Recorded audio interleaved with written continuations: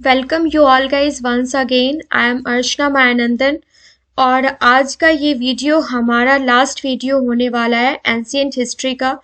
इससे पहले हमने 16-17 वीडियोस कंप्लीट करके रखे हैं जिसमें हमने एंशिएंट हिस्ट्री के सारे टॉपिक्स को बखूबी वहाँ पे एक्सप्लेन किया है। आपने अगर उन वीडियोस को नहीं देखा होगा तो ज़रूर देख लीजिएगा।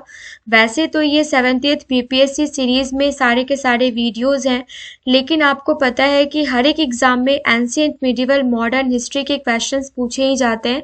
तो आप चाहे किसी भी स्टेट की प्रिपरेशन कर रहे हो, किसी भी एग्जाम की प्रिपरेशन कर रहे हो, ये वीडियोस आपके लिए काफ़ी हेल्पफुल रहने वाला है।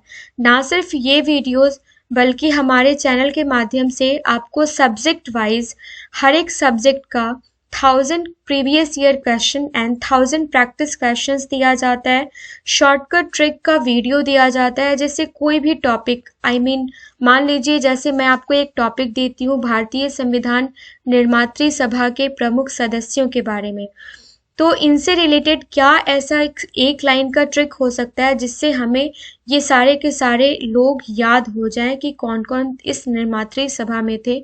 ऐसे शॉर्ट्स भी हम लेकर आए हैं आपके पास, और भी बहुत सारी चीज़ें हैं। किसी भी जॉब का अगर रिक्रूटमेंट निकलता है तो आपके पास वो वैकेंसी डिटेल्स पहुंच जाती है with in a frame of time.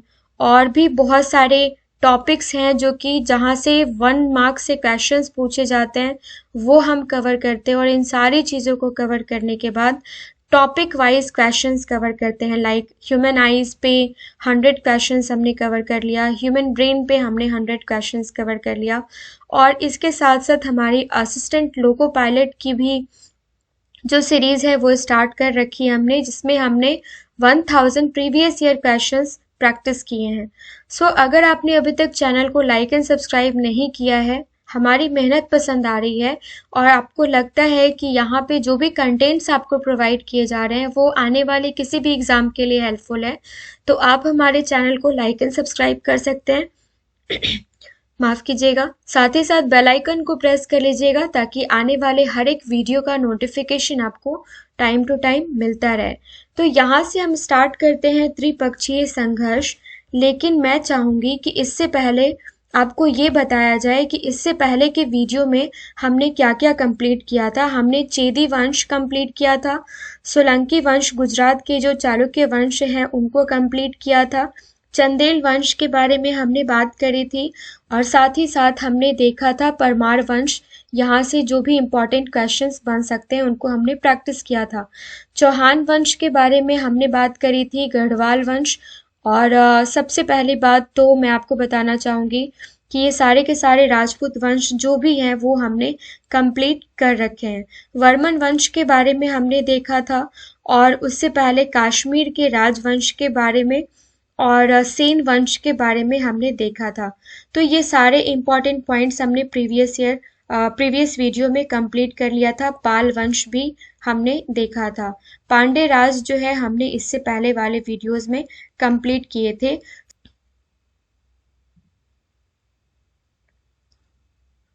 आज का हमारा मेन टॉपिक रहने वाला है त्रिपक्षीय संघर्ष। स्टार्ट करते हैं त्रिपक्षीय संघर्ष से।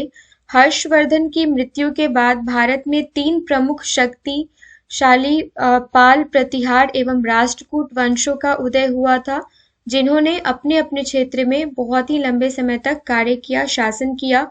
लेकिन कन्नौज पर प्रभुत्व के सवाल पर उपरोक्त तीनों राजवंशों के बीच, लाइक पाल, प्रतिहार और राष्ट्रकूट वंशों के बीच 8वीं शताब्दी के पूर्वार्ध में एक त्रिपक्षीय संघर्ष आरंभ हुआ, जो कि कितने साल तक चला, तो ये चला 200 सालों तक।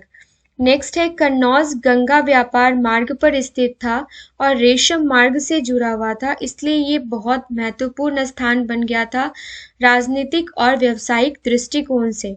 कन्नौज उत्तर भारत में हर्षवर्धन के साम्राज्य की तत्कालीन राजधानी भी थी, और यशोवर्मन ने कन्नौज में 730 ईस्वी के आसपास साम्राज्य स्थापित किया था। किसने? यशोवर्मन ने।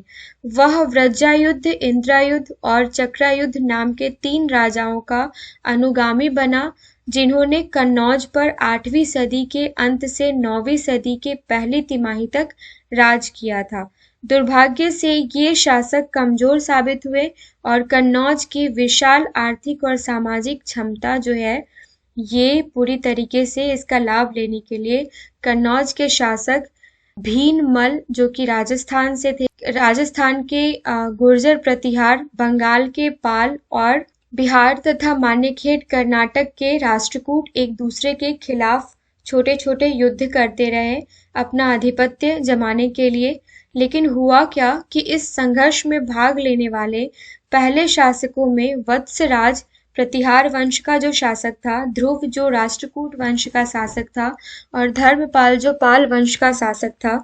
यह संघर्ष प्रतिहार वंश शासक द्वारा बंगाल विजय करने एवं राष्ट्रकूट शासक से घिरने की घटनाओं के साथ आरंभ हो जाता है और इसके बाद प्रतिहार वंश की ही विजय होती है।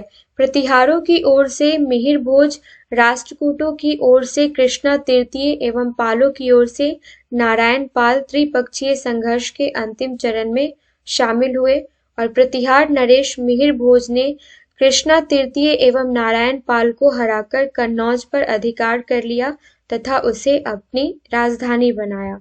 तो ये हमने देखा त्रिपक्षीय संघर्ष। आई होप ये सारे के सारे वीडियोस जो हमने अभी तक कंप्लीट किए हैं एंशिएंट हिस्ट्री से रिलेटेड आपको पसंद आए होंगे।